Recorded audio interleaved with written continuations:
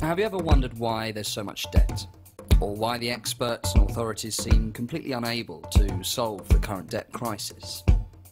Well, the reason they can't solve it is because they're trying to fix and repair the existing banking system. But the existing banking system is completely flawed. It's the existing system that has buried all of us under a massive mountain of debt. In the next 3 minutes, I'll show you how the design of the banking system guarantees that the vast majority of people end up in debt, and why allowing the banks to go back to business as usual would be the worst thing for the economy and for society as a whole. But first, where do you think all this debt came from?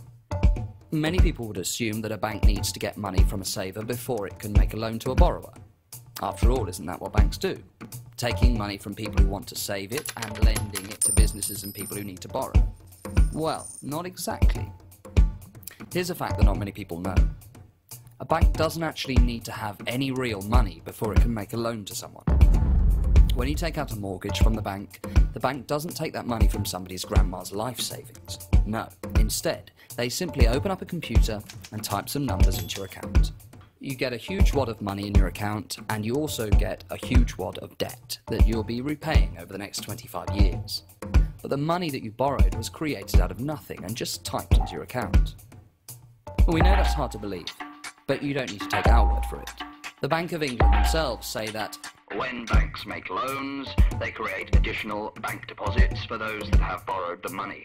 These bank deposits are just the numbers in your account. And Martin Wolf, the chief economics editor at the Financial Times, says that the essence of the contemporary monetary system is the creation of money out of nothing by private banks, often foolish lending. So almost all the money we use today is made in this way, out of nothing, by banks when they make loans.